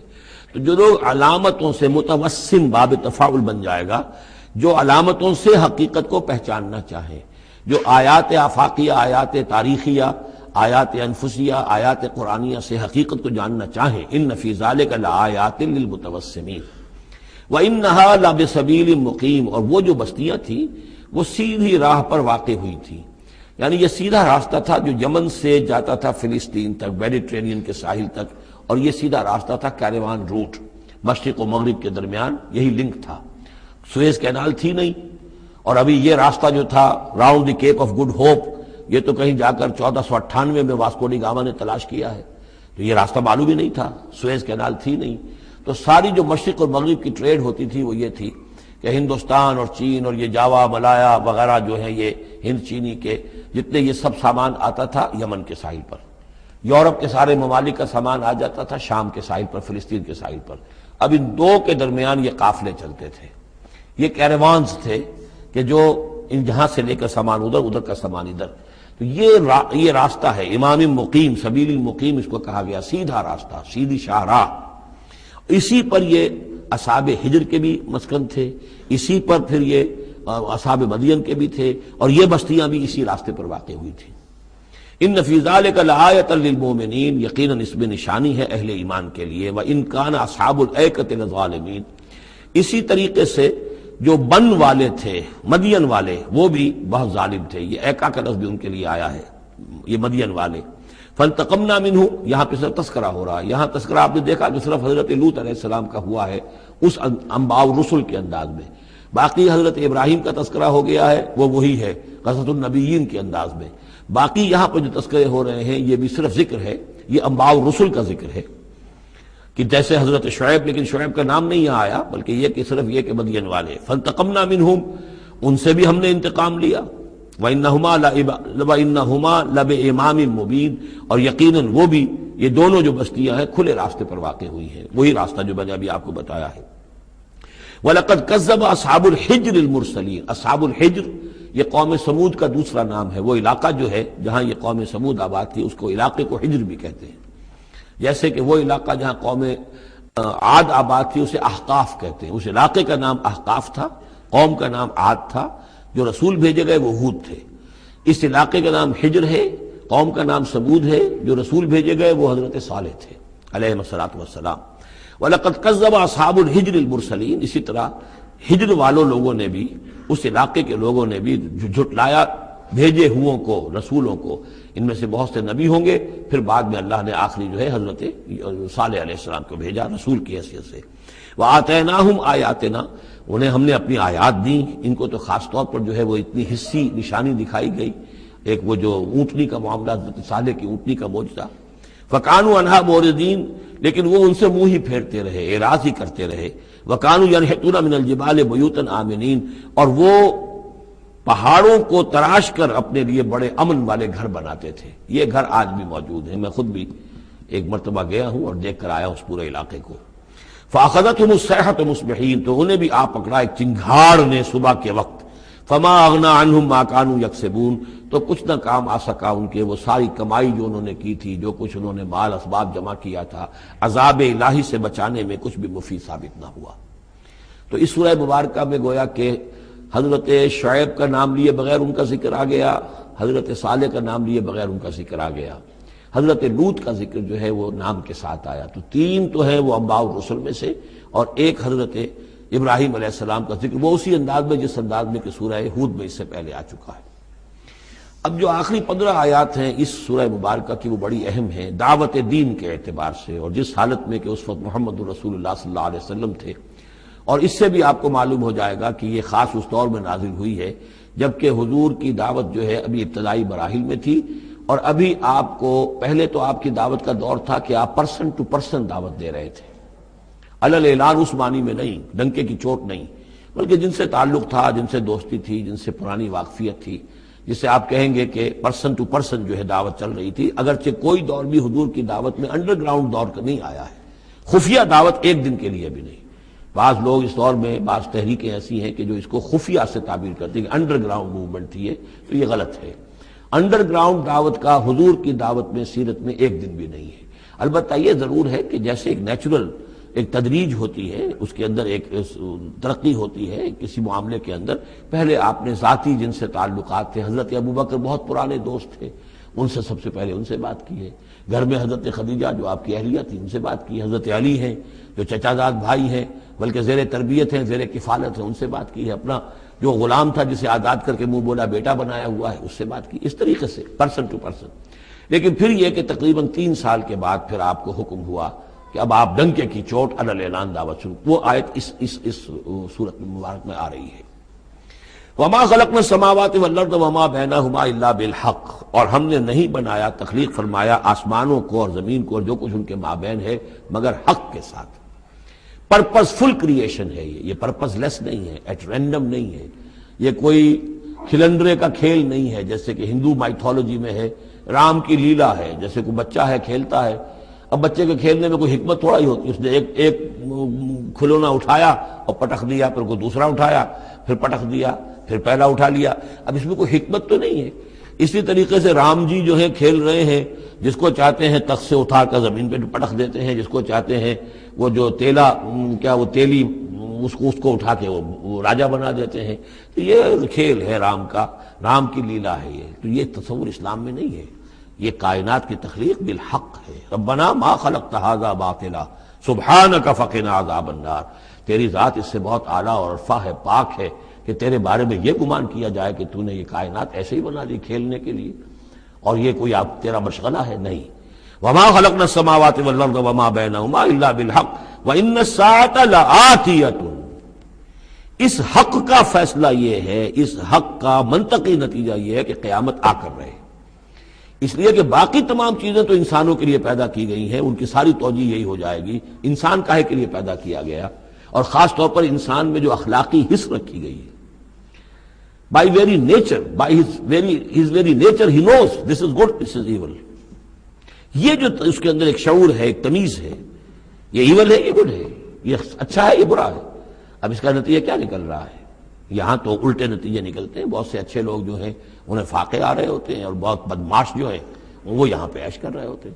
تو یقیناً کوئی اور زندگی ہونی چاہیے، اور یقیناً کوئی دن ہونا چاہیے کہ جس میں بھرپور حساب کتاب ہو جائے، نیکوکاروں کا حساب کتاب ہو جائے، اور پھر ان کی زندگی ایسی ہو کہ بھرپور صلہ انہیں ان کا مل سکے، اور بدکاروں کی بدکاریوں کا حساب کتاب ہو جائے، اور پھر ایسی زندگی ہو، ایسا نظام ہو کہ انہیں پوری سزا مل سکے۔ تو یہ گویا کہ حق کا تقاضا ہے۔ وما خلقنا السماوات والارض وما بینہما الا بالحق وان الساعۃ لآتیۃ، قیامت آ کر رہے گی۔ فاصفح الصفح الجمیل، تو اے نبی آپ ذرا ابھی خوبصورتی کے ساتھ درگزر سے کام لیجئے، یعنی یہ کہ یہ مجرم کہیں بھاگ کے نہیں چلے جائیں گے، ہماری پکڑ سے نکل نہیں جائیں گے، قیامت آئے گی، ایک کیفر کردار کو پہنچ جائیں گے۔ ابھی آپ ذرا تحمل کیجئے، صبر سے کام لیجئے۔ فاصفح الصفح الجمیل، ابھی ہماری مرضی اس میں ہے کہ ہم ان کی رسی دراز کریں، یہ جو کچھ کہہ رہے ہیں برداشت کر لیجئے، سن لیجئے، سنا انسنا کر دیجئے، یہ جو آپ صبر کریں گے اس سے آپ کے درجات بلند ہوتے چلے جائیں گے. لیکن فوری طور پر آپ کے دل میں اگر یہ خیال پیدا ہونے بھی لگے بربنائے طبع بشری کے انہیں سزا ملنی چاہیے، یہ بدبخت مجھے کیا کہہ گیا، ابھی یہ مجھے پاگل کہہ گیا اور یہ مجھے جو ہے ساحر کہہ گیا یا مسحور کہہ گیا، نہیں. فصفح الصفح الجمیل، ابھی ذرا آپ خوبصورتی کے ساتھ چشم پوشی کیجئے، نظر انداز کیجئے. ان ربک هو الخلاق العلیم، یقیناً آپ کا رب جو ہے وہ وہی ہے جو پیدا کرنے والا ہے، خلاق ہے، اور ظاہر بات ہے جس نے پیدا کیا ہے وہ جانتا بھی ہے. سورہ ملک میں ہم پڑھیں گے الا یعلم من خلق وهو اللطیف الخبیر، کیا اسی کے علم میں نہیں ہوگا جس نے پیدا کیا ہے؟ وہ تو جانتا ہر شے کو. اب یہ گھڑی جس نے بنائی ہے اسے تو معلوم ہے اس میں کون کون سا پرزہ ہے، کہاں کہاں ہے، اس کے اپنے ہاتھ کا اس کے اندر جو ہے ٹکایا گیا ہے. میں واقف نہیں ہوں اس کے اندر کیا کچھ ہے، لیکن گھڑی کا بنانے والا تو جانتا ہے. الا یعلم من خلق، کیا وہی نہ جانے گا جس نے پیدا کیا؟ وهو الخلاق العلیم، وہ تو خلاق اور علیم ہے. وَلَقَدْ آتَيْنَاكَ سَبْعًا مِنَ الْمَثَانِي، دل جوئی کے لیے حضور سے فرمایا اور ہم نے آپ کو دی ہیں وہ 7 آیتیں جو آپ کا وظیفہ ہیں، دوہرا دوہرا کر پڑھتے رہا کیجئے، دوہرا دوہرا کر پڑھتے رہا کیجئے. اس پر تقریباً اجماع ہے امت کا کہ اس سے مراد ہے سورہ فاتحہ. 7 آیتیں جو بار بار پڑھی جاتی ہیں. اب آپ دیکھیے کہ ہر شخص جو نماز پڑھتا ہے دن میں کتنی مرتبہ سورہ فاتحہ پڑھ رہا ہے، ہر نماز میں کتنی مرتبہ پڑھ رہا ہے، دوہرا دوہرا کر. یہ آیت جو ہے، جیسا کہ ہم نے جب سورہ فاتحہ پڑھ رہے تھے، من لم یقرأ بفاتحۃ الکتاب لا صلاۃ لمن لم یقرأ بفاتحہ، اس کی نماز ہی نہیں ہے، نماز کا جزو لازم ہے. بلکہ قسمت الصلاۃ بینی و بین عبدی نصفین والی حدیث میں نے آپ کو سنائی، حدیث قدسی، تو وہ تو اصل الصلاۃ ہے ہی سورہ فاتحہ. والقرآن العظیم، اور یہی بڑا قرآن ہے. یعنی یہ اپنی اہمیت کے اعتبار سے، اپنی فضیلت کے اعتبار سے خود اپنی جگہ پر سورہ فاتحہ ایک قرآن عظیم کا درجہ رکھتی ہے. اسی لیے اس کو اساس القرآن بھی کہا، اس کو کافیہ بھی کہا، شافیہ بھی کہا گیا، یہ ام القرآن بھی ہے. وَلَقَدْ آتَيْنَاكَ، اے نبی ہم نے اتنی بڑی بڑی دولتیں آپ کو دی ہیں. یہ کیوں گنایا جا رہا ہے یہ ذرا آگے آپ کو معلوم ہو جائے گا. کیونکہ بہرحال حضور کو یہ احساس ہوتا تھا یا نہیں ہوتا تھا، دیکھنے والوں کو تو احساس ہوتا تھا. ابو جہل مالدار ہے، ولید بن مغیرہ اتنا بڑا چودھری ہے، یہ محمد تو یتیم تھے، کوئی مال دولت ان کے پاس نہیں، کوئی ان کی حیثیت نہیں. ہاں کچھ عرصے سے کچھ کھا پی بھی رہے ہیں تو وہ بیوی کا مال ہے، اپنا تو نہیں ہے. یہ ان کی نگاہوں میں جو ان کے معیارات تھے، جو ان کے اندازے تھے سوچنے کے، وہ تو یہ تھے. اس حوالے سے یہاں بظاہر حضور سے خطاب ہے، لیکن اصل میں ان کو بتایا جا رہا ہے کہ بدبختو تمہیں کیا معلوم ہم نے ان کو کتنی بڑی دولت دی ہے. وَلَقَدْ آتَيْنَاكَ سَبْعًا مِنَ الْمَثَانِي وَالْقُرْآنِ الْعَظِيمِ، ہم نے ان کو وہ 7 آیتیں عطا کی ہیں. ایک حدیث کے مطابق جیسی آیت نہ قرآن میں اتری کوئی اور اس کے مثل، اور نہ تورات میں نہ انجیل میں. یہ سورہ فاتحہ ہے. وَلَقَدْ آتَيْنَاكَ سَبْعًا مِنَ الْمَثَانِي وَالْقُرْآنِ الْعَظِيمِ وَلَا تَمُدَّنَّ عَيْنَيْكَ إِلَىٰ مَا مَتَّعْنَا بِهِ أَزْوَاجًا مِّنْهُمْ، تو اے نبی آپ کی نگاہیں نہ اٹھیں اس ساز و سامان کی طرف جو ہم نے ان کو عطا کیا ہے. ابو جہل کو اگر دے رکھا ہے، ولید بن مغیرہ کو دے رکھا ہے، اور بڑے سرداروں کو دے رکھا ہے، ان کی جائیدادیں ہیں. ولید بن مغیرہ کے باغات طائف میں بھی ہیں، اس کی جائیداد طائف میں بھی ہے، مکے میں بھی ہے. آپ کی نگاہ ادھر اٹھے ہی نہ. پر کاہ کے برابر، جیسا کہ ایک حدیث میں آتا ہے کہ دنیا مافیہا کی حیثیت اگر اللہ کی نگاہ میں ایک مچھر کے پر کے برابر بھی ہوتی تو اللہ کسی کافر کو ایک گھونٹ پانی بھی اس دنیا سے نہ دیتا. جو اللہ کا ماننے والا اور جاننے والا، اللہ کو جاننے والا ہو، تو اس کی نگاہ میں تو پھر اس دنیا و مافیہا کی وہی وقت ہونی چاہیے. وہ متاثر نہ ہو یہاں کی چمک دمک سے، آپ کی نگاہ اٹھے ہی نہ. لا تمدن عینیک الی ما متعنا بہ ازواجا منہم، ان کو جو ہم نے دے رکھا ہے ساز و سامان اور زیبائش اور آرائش جو ہے، آپ کی نگاہیں ادھر نہ اٹھے. ولا تحزن علیہم، اور اب دیکھیے ان کے اوپر جو بھی اب عذاب آئے گا یا جس عذاب کے مستحق ہو رہے ہیں، آپ اس پر غم بھی نہ کھائیے. ٹھیک ہے یہ آپ کا کنبہ ہے، قبیلہ ہے، اب ابو لہب آپ کا چچا بھی ہے، لیکن یہ کہ آپ غم نہ کیجئے. آپ وَاخْفِضْ جَنَاحَكَ لِلْمُؤْمِنِينَ، اور آپ اپنے کندھوں اور بازوؤں کو ذرا جھکا کر رکھیے اہل ایمان کے لیے. یہ ہمارے فقراء جب آتے ہیں، یہ جو غلام طبقے سے جو لوگ آئے ہیں، یہ لوگ جو گرے پڑے طبقات سے تعلق رکھتے ہیں، جب یہ آپ کے پاس آئیں تو آپ ان کا استقبال کیجئے. فَقُلْ سَلَامٌ عَلَيْكُمْ كَتَبَ رَبُّكُمْ عَلَىٰ نَفْسِهِ الرَّحْمَةَ، تو اس انداز میں ان کا استقبال کیجئے، ان کے سامنے تواضع کیجئے، ان کے سامنے اپنے کندھوں کو جھکائیے. وَاخْفِضْ جَنَاحَكَ لِلْمُؤْمِنِينَ، یہی مضمون ایک مرتبہ پھر سورہ طٰہٰ کے اندر آئے گا. وَاخْفِضْ جَنَاحَكَ لِمَنِ اتَّبَعَكَ مِنَ الْمُؤْمِنِينَ، اہل ایمان یہ جو آپ کی پیروی کر رہے ہیں، آپ اپنے ذرا کندھے ان کے سامنے جھکا کر رکھیے. یا یہ حکم دیا گیا ہے اولاد کو والدین کے بارے میں، اگلی صورت میں آ جائے گا سورہ بنی اسرائیل میں، کہ ان کے لیے اپنے کندھوں کو اپنے بازوؤں کو ذرا جھکا کر رکھا کرو. والدین کے سامنے تن کر نہ کھڑے ہو کہ کندھے جو اٹھے ہوئے ہیں، بلکہ کندھے ذرا دبا کر. وَاخْفِضْ جَنَاحَكَ لِلْمُؤْمِنِينَ وَقُلْ إِنِّي أَنَا النَّذِيرُ الْمُبِينُ، اور کہہ دیجئے کہ میں تو صرف خبردار کرنے والا ہوں، کھلا خبردار کرنے والا، میری اس کے سوا کوئی ذمہ داری نہیں ہے۔ کما انزلنا علی المقتسمین، جیسے کہ ہم نے نازل کیا ہے ان پر کہ جنہوں نے تقسیم کر لیا ہے، الذین جعلوا القرآن عظیم، قرآن کو انہوں نے بوٹیاں بنا لیا ہے، اس کو توڑ کے ٹکڑے کر دیا ہے۔ اب اس کے اندر دو رائے ہیں، ایک تو یہ کہ اس قرآن سے مراد یہی قرآن ہے، اور مذاق اڑایا کرتے تھے لوگ، یہ جو بھی تھے ابو جہل اور اس کے ساتھی، بھائی فلاں سورت تو میری ہے، وہ تمہیں لے جاؤں گا، وہ فلاں سورت جو محمد کہتا ہے وہ تم لے جانا، وغیرہ وغیرہ، آپس میں وہ تقسیم کرتے تھے ہنسی مذاق میں۔ تو اس حوالے سے انہوں نے قرآن کو بوٹیاں بنا کر اپنے اندر تقسیم کرنا شروع کر دیا ہے۔ ایک رائے یہ ہے، مجھے وہ زیادہ قرین قیاس معلوم ہوتا ہے کہ قرآن کے لفظ کا اطلاق تورات پر بھی ہوا ہے، کہ یہ قرآن وہ ہے جو محمد پر نازل ہوا، ولا بالذی بین یدیہ، ایک اور جگہ ہم آگے چل کر دیکھیں گے، وہ قرآن جو اس سے پہلے تھا، اور وہ گویا کہ وہ تورات تھی، اللہ کی کتاب۔ تو جس طریقے سے تورات کے ٹکڑے ٹکڑے کر دیے تھے یہود نے، اور قراطیسا تجعلونہ قراطیسا تبدونہا وتخفون کثیرا، یہ ہم پڑھ چکے ہیں سورہ انعام کی آیت نمبر 91 میں۔ تو جیسے کہ ٹکڑے ٹکڑے کر کر اور کچھ حصہ ظاہر کیا، کچھ چھپایا، تو ان دونوں کی رائے ہے، وہ میں نے آپ کے سامنے پیش کر دی۔ فَوَرَبِّكَ لَنَسْأَلَنَّهُمْ أَجْمَعِينَ، تو تیرے رب کی قسم اے محمد صلی اللہ علیہ وسلم، ان سب کو ہم جمع کر کے رہیں گے۔ اما نسألنهم اجمعین، ہم ان سے پوچھ کر رہیں گے، یہ لفظ وہی آ گیا ہے، فَلَنَسْأَلَنَّ الَّذِينَ أُرْسِلَ إِلَيْهِمْ وَلَنَسْأَلَنَّ الْمُرْسَلِينَ، یہ جو سورہ اعراف کی آیت نمبر 6 تھی، ہم لازماً پوچھ کر رہیں گے ان سے بھی جن کی طرف رسولوں کو بھیجا گیا، اور ان سے بھی کہ جن کو رسول بنا کر بھیجا گیا۔ فَوَرَبِّكَ لَنَسْأَلَنَّهُمْ أَجْمَعِينَ، تو آپ کے رب کی قسم ہم ان سب سے پوچھ لیں گے، حساب کتاب لے لیں گے، یہ تھوڑے سے وقت کی بات ہے، آپ ذرا صبر کیجئے۔ اما کانوا یعملون، جو کچھ کہ یہ کر رہے تھے، فاصدع بما تؤمر، یہ ہے وہ آیت۔ اب ڈنکے کی چوٹ علی الاعلان کہیے جس چیز کا آپ کو حکم ہوا ہے۔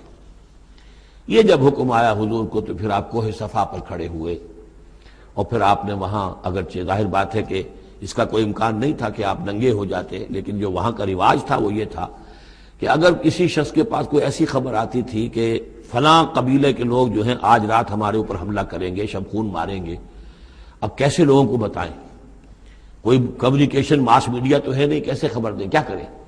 تو وہ یہ کرتا تھا کہ وہ شخص کپڑے اتار کے معذرزاد برہنہ ہو کر کسی اونچی جگہ کھڑا ہو جاتا تھا، تاکہ ہر طرف سے لوگ دیکھ لیں کہ ایک ننگا آدمی کھڑا ہے، نذیر عمیان کہتے تھے اسے، ننگا خبردار کرنے والا۔ اب جہاں تک اس کی آواز جا رہی ہے، آواز لگاتا تھا وا صباحا، ہائے وہ صبح جو آنا چاہتی ہے، آیا چاہتی ہے، اس لیے کہ صبح کے وقت ہوتے تھے حملے، یہ جس کو آج کل آپ کہتے ہیں small hours of the morning, وہ بہت غفلت کا وقت ہوتا ہے آدمی کا، صبح رات کے 2-3 بجے جو ہے ٹھنڈی ٹھنڈی نیند آئی ہوتی ہے، اس وقت وہ آتے تھے، حملہ کرتے تھے، لوٹ مار کرتے تھے، قتل کرتے تھے اور بھاگ جاتے تھے۔ تو وا صباح، ہائے وہ صبح جو آیا چاہتی ہے۔ تو اب لوگ دوڑتے تھے کہ بھائی کہاں کی خبر آئی ہے، کون ہے، کون سا قبیلہ ہے، کس کے بارے میں اطلاع ہے، اطلاع صحیح ہے غلط ہے۔ تو یہ ان کا رواج تھا۔ تو حضور نے یہ کیا، صرف ایک چیز اس میں سے نکال دی، ننگے ہونے کا سوال نہیں تھا معاذ اللہ، لیکن آپ بھی کھڑے ہو گئے کوہ صفا پر، وا صباحا کا نعرہ لگایا۔ اب لوگ آئے، دوڑے، کوئی خبر دی ہے، محمد دینا چاہتے ہیں، کوئی بات ہے، بڑی اہم کوئی بات ہے۔ وہاں آپ نے پھر اپنی دعوت پیش کی۔ تو اسی مجمع میں پھر ابو لہب نے کہا تھا تبا لک لہذا جمعتنا، تمہارے لیے ہلاکت ہو، ہمیں اس کام کے لیے جمع کیا تھا، ہم اپنے بڑے بڑے اہم کاموں میں لگے ہوئے تھے۔ وہ مہاجن تھا، کہیں مہاجنی سود اپنا لین دین کا حساب کر رہا ہوگا بیٹھا ہوا، میں وہ سب چھوڑ کر آیا ہوں کہ کوئی خاص اہم بات تم نے بتانی ہے، لیکن تم نے یہ کیا کیا؟ تو یہ ہے وہ واقعہ، اور اس سے معلوم ہو جاتا ہے کہ یہ سورہ مبارکہ جو ہے اسی دور کی، ابتدائی دور کی ہے۔ فاصدع بما تؤمر واعرض عن المشرکین، تو اب ڈنکے کی چوٹ کہیے اب جو کہ آپ کو حکم دیا گیا ہے، اور ان مشرکوں سے اعراض کیجئے، پرواہ نہ کیجئے ان کی۔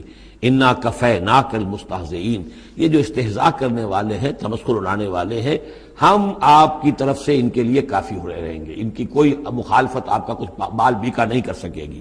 الذین یجعلون مع اللہ الہا آخر، جو اللہ کے ساتھ ساتھ اور بھی الہ گھڑے بیٹھے ہوئے ہیں، فسوف یعلمون، تو عنقریب انہیں معلوم ہو جائے گا کہ اصل حقیقت کیا ہے اور وہ کس طرح کی گمراہیوں میں پڑے ہوئے تھے۔ اب وہ آیت آ گئی جس کا کئی مرتبہ میں حوالہ دے چکا ہوں، اور سورہ انعام میں خاص طور پر وَلَقَدْ نَعْلَمُ، اے نبی ہمیں خوب معلوم ہے، اَنَّكَ يَضِيقُ صَدْرُكَ بِمَا يَقُولُونَ، کہ جو کچھ یہ لوگ کہہ رہے ہیں اس سے آپ کا سینہ بھجتا ہے۔